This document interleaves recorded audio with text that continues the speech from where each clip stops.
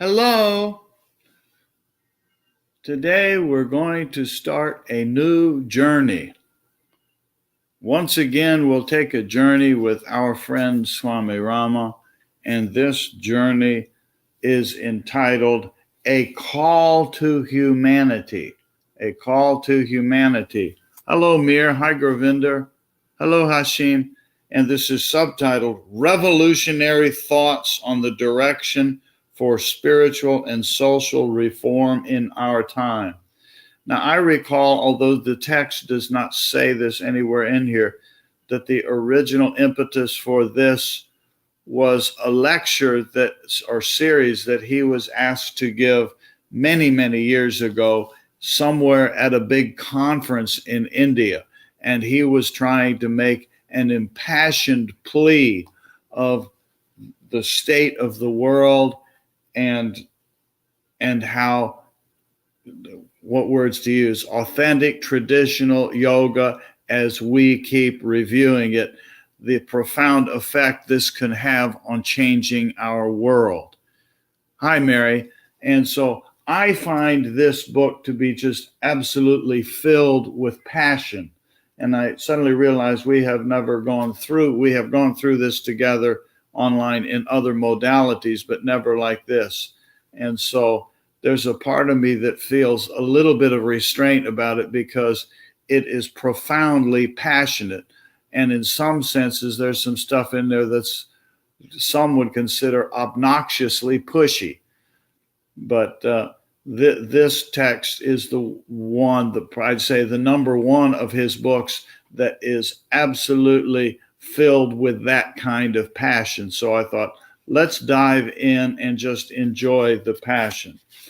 And chapter 1 starts with, hi Urban, hi Johnny, the title, The Existence of God.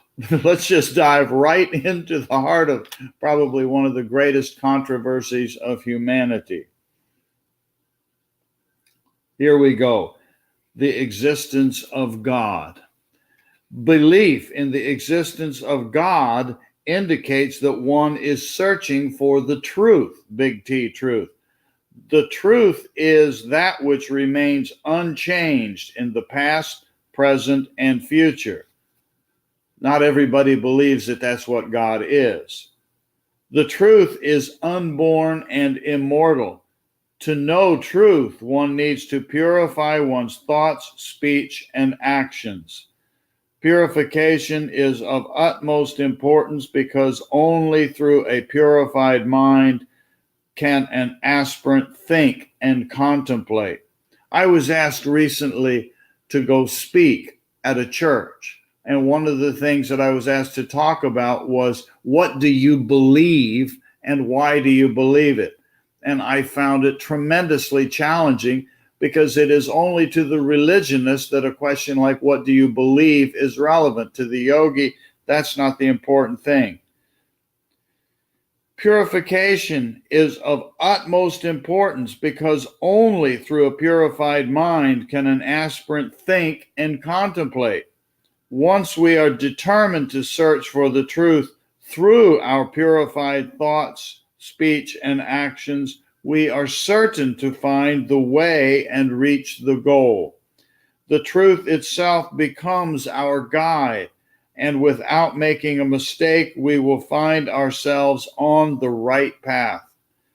Truth is that divine force which dwells in every individual's heart.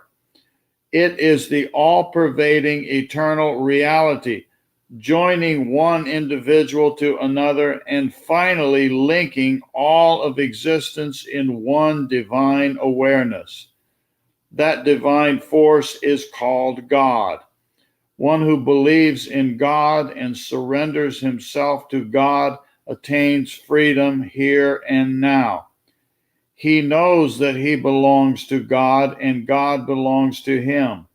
His awareness shifts from the world to God, and he lives a life free from insecurity and fear. He has an unshakable faith in divine protection. Scriptures constantly remind us, hi Nilesh, hello Nellie, Hi, Scott.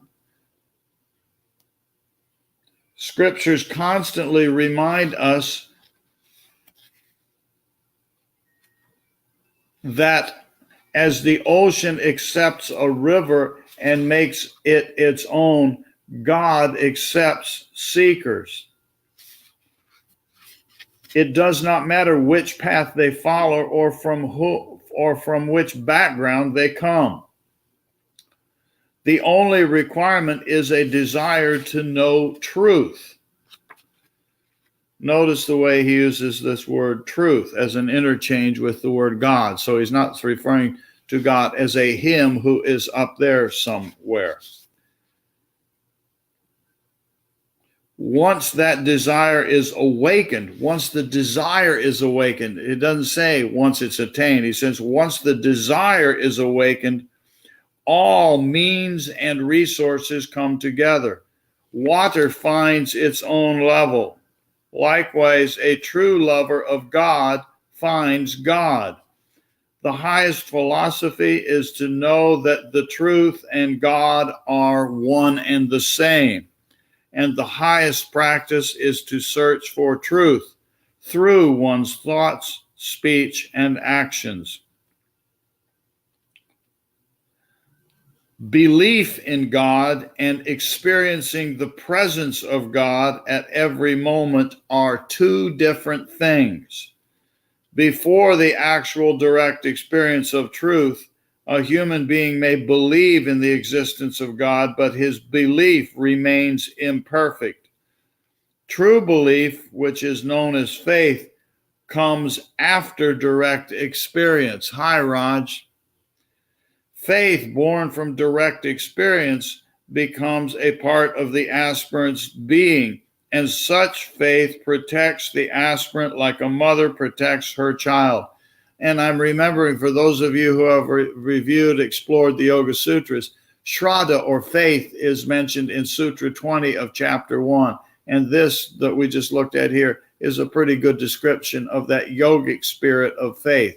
It's not a mere blind faith belief in a deity. Faith born from direct experience becomes a part of the aspirant's being, and such faith protects the aspirant like a mother protects her child. Initially, in the developmental process, the desire to search for God manifests in the form of curiosity. Curiosity, very important. Hi, Rosalind. We need to cultivate that curiosity, that natural curiosity that we have. Children have natural curiosity, and many, if not most of us, have had that curiosity knocked out of us as we've grown up in families and schools and religions. And so we want to cultivate that curiosity. It's a tremendously important tool. Out of curiosity, a human being wants to know. And once the curiosity intensifies, then he becomes an aspirant. But it starts with curiosity. At this stage, it is not mere curiosity. At this stage of becoming an aspirant. At this stage, it is not mere curiosity, but a real desire which leads him to become active in the search. Once this process begins and he gains experience, the aspirant is overwhelmed. In recent years, there was a point a few years ago where we did a survey of something like 100 people who we knew well and had most contact with, and wanted to find out, what their observation was on sadhana and what we were doing to try to help. And the common word that was number one from the feedback we got from people is the feeling of being overwhelmed. Once this process begins and he gains experience, the aspirant is overwhelmed. It's part of the journey. Like a child, he first wonders about truth, then he asks questions and searches for the answers from the outside world. Once intellectual satisfaction is achieved, he is inspired to know the truth directly from within. This is how the process of searching for the truth begins and continues. Curiosity and questioning are the first symptoms in the search for the truth. Curiosity and questioning. The truth is absolute, transcendent, and unmanifest. One single, non-dual reality manifests in the external world in countless names and forms. And note here that this, in my opinion, is where we end up fighting with one another, and we can end up very confused, because now we have some different terms. That we have this term, one non-dual, single non-dual reality. We have that terminology, and we have the terminology called truth, which was that which is in past and present and future. And we have this terminology called God. And our trained perception of those in our cultures and families and churches is pretty much different for most of us. And so we end up confused and feeling overwhelmed. One single non-dual reality manifests in the external world in countless names and forms. From the very beginning of our childhood, we were taught about the multiplicity of external objects. We were taught to believe in the reality of names and forms. Consequently, the more we grow, the more we lose awareness of the non-dual absolute reality. We fail to comprehend the existence of non-dual truth.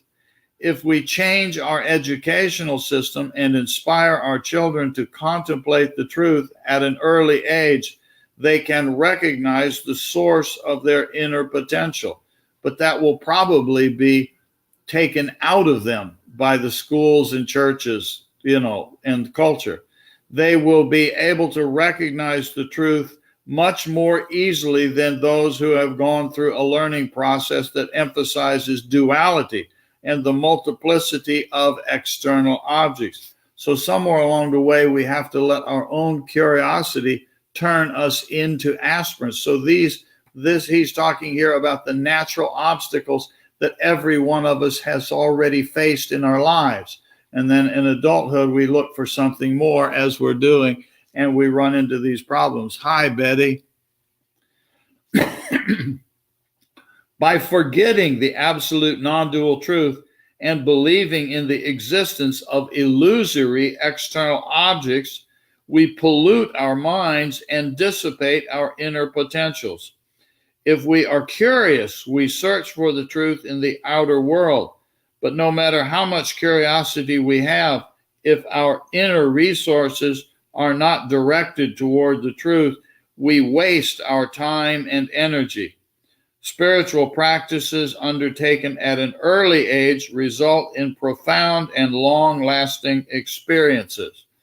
But then what we run into in our culture, what is the definition of what he's calling here spiritual practices? And what he's talking about is not, I maintain, what most people in our world would consider spiritual practices. So he's making, of course, a correct statement here, but it's tainted, it's colored by our cultures. Without exception, every human being wants to achieve peace and happiness. But out of laziness or negligence, most fail to achieve the object of their desires. The desire to know and to achieve is certainly important, but the most important factor for an aspirant is to overcome laziness and negligence. Through continuous practice and sincere effort, an aspirant can conquer these two great enemies, laziness and negligence. Because of the lack of practice, a potentially invincible human being loses the battle.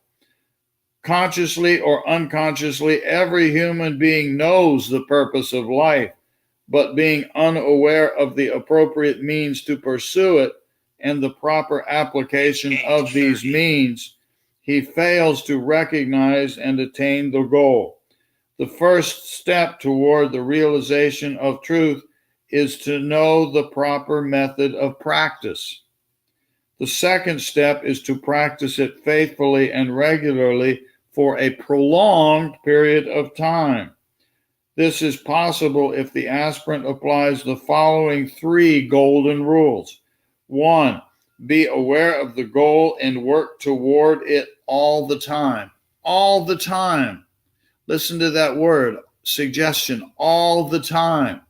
There's 24 hours in a day, so when should we ignore it? All the time is the suggestion. Make the best use of your time. So do it all the time and then use it in the best way. 3, be happy in every situation in life. Not easy, but let's be aware that that's one of the things we want to do. Let me try to figure out how to pull that off. How can I be happy in every moment, even when there's crap going on around me? And it's doable. An aspirant must learn how to use the objects of the world as means. He must learn not to get caught up in the charms and temptations of objects, how to not get caught up in those charms and temptations.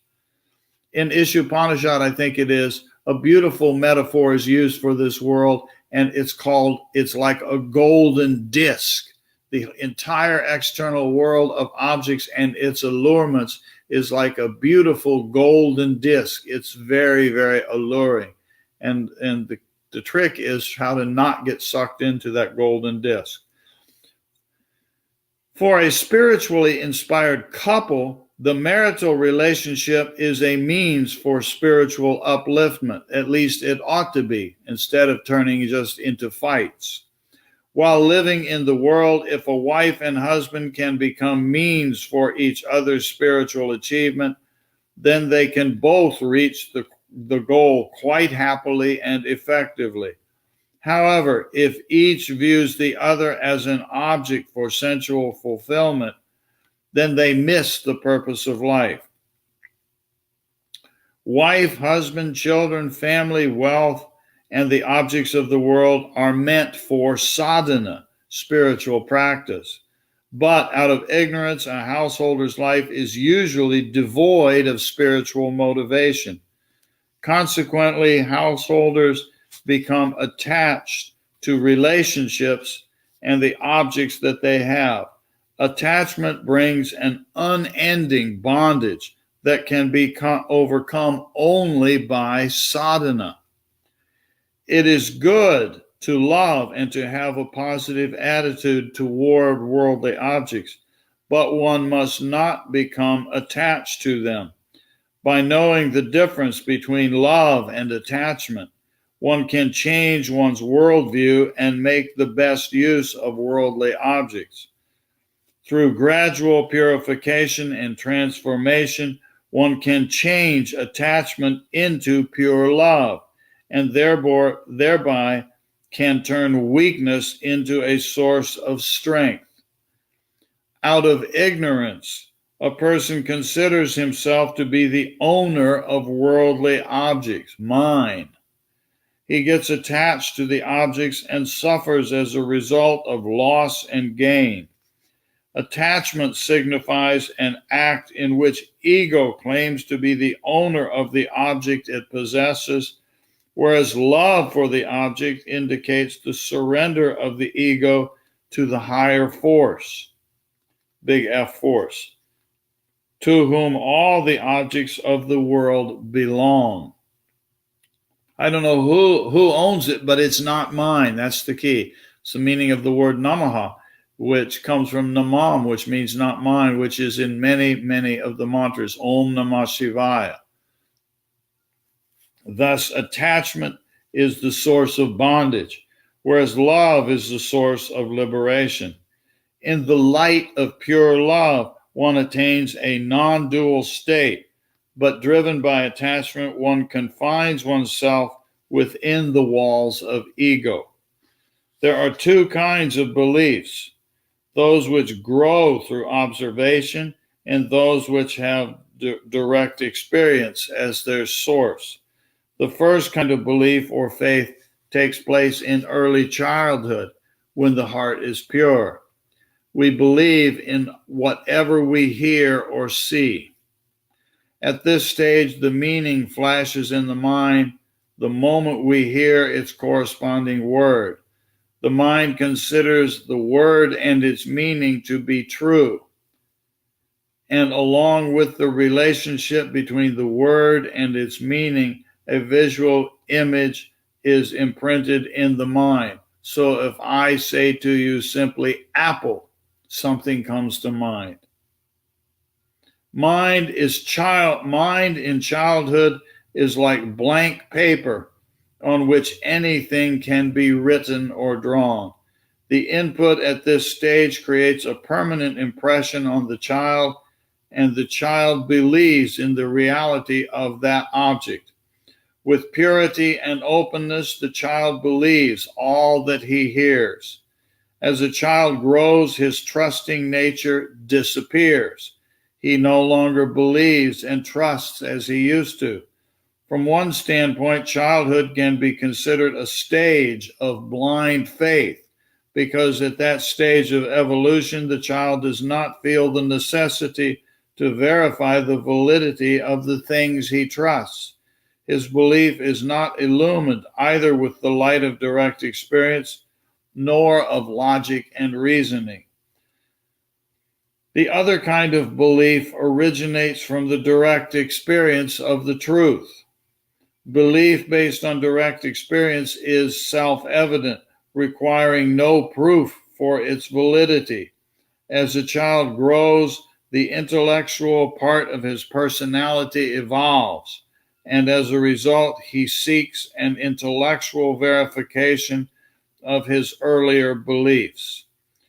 If satisfied intellectually, he maintains his beliefs, otherwise he discards them completely. However, his intellectual conviction can stand firm only if it is supported by direct experience. Both blind belief and intellectual conviction are overshadowed by direct experience. The kind of company we keep and the kind of environment in which we live have an indelible impact on our growth. A mind clouded by non-constructive beliefs during early childhood can become a great barrier in later stages of life. However, if at that tender age a child has the privilege of living with evolved souls, he naturally becomes influenced by their great qualities. He absorbs their higher qualities and believes in higher virtues. The seeds of belief in higher truths sprout, grow, and ultimately bloom. The purity of his heart and innocence is retained. One day, such a fortunate one experiences the truth directly, since his faith is pure and firm. Once childhood is gone and the intellect has taken over, then we must verify our beliefs. A belief established on the solid foundation of truth is a source of strength.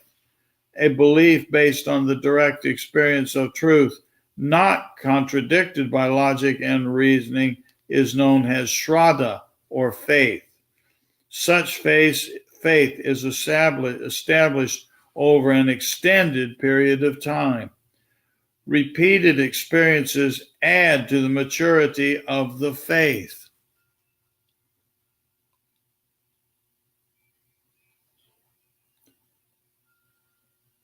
Direct experience of the truth removes all doubts and leads an aspirant to a decisive understanding.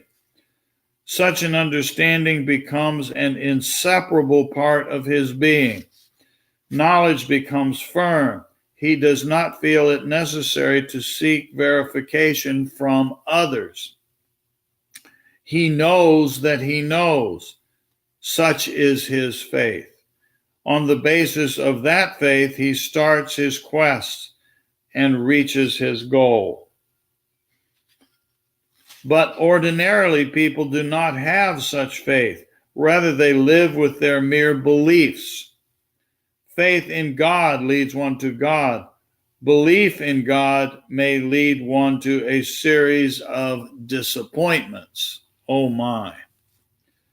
In every part of the world, the stories told about the lives of the saints and sages are replete with incidents that are beyond ordinary comprehension.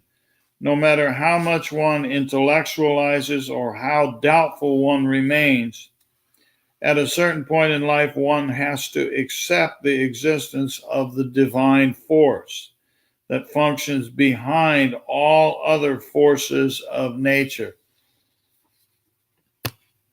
Hello, William. Even our thinking processes receive their power from that infinite divine force.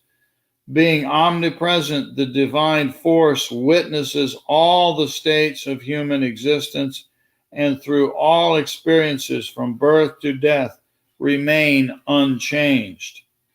That divine force is the eternal friend of the individual self. In times of need, it stands with him, guiding him in his journey from the known to the unknown, from the manifest to the unmanifest. That divine force cannot be compared to any mundane object or physical force of the world.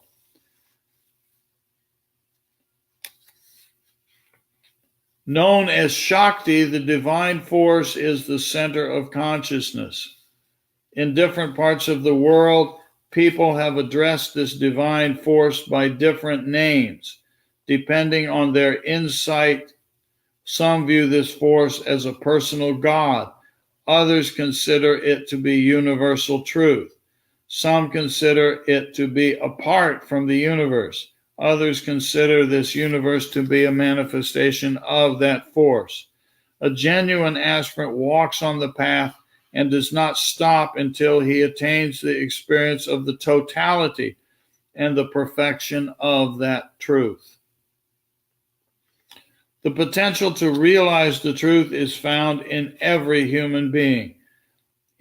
But in some, it remains dormant, while in others, it is awakened. The more one directs his awareness toward that divine force, the more one realizes the emptiness of the objects of the world. That realization helps one to withdraw one's mind from the external world and to compose oneself for inner exploration. Realization of the greatness of the divine force and the evanescence of the objects of the world result in pure vairagya, dispassion or non-attachment. In the light of dispassion or non-attachment, the aspirant attains freedom from his desires, whims, ambitions, and anxieties, and consequently free from the distractions. He undertakes his practice wholeheartedly. Non-attachment enriches the nature of his practice. Practice combined with non-attachment helps him to continue his search until he reaches his goal. Abhyasa and Vairagya, practice and non-attachment. Deep within, human beings know that their present level of knowledge is incomplete. They also know that this world has very little to offer them. Once awakened, aspirants study the nature of their own desires, whims, and ambitions, and come to the conclusion that desires cannot be fulfilled by obtaining the objects of the world. No matter how many objects they possess, the desire for more exists. Thus, dissatisfaction, not fulfillment, becomes the inevitable outcome. Realizing that desires are not fulfilled by obtaining the desired objects is the most auspicious sign of spiritual awakening. This realization inspires one to search for the truth that transcends the sphere of mundane objects. At this realization, one attains freedom from expecting anything from the external world, and at the same time, one is blessed with higher hope courage, and vigor. I think let's pause here and we'll continue the next time around. Is that okay? Pretty good stuff, isn't it? This is loaded with passion, isn't it? I hope you're enjoying it. I quite like this journey. It's called A Call to Humanity. Humanity, said humorously. Humanity, humanity, said playfully. And so now that I've said that, I hear that distant voice from that goddess in the subtle realm telling me, push the button, to be continued. This is quite a journey. Thank you for taking it with me. Okay. And now let's we'll see if we can find a moment of the tiniest little glimpse of that one non-dual reality. And that can be found momentarily where? In the silence that is after an Om.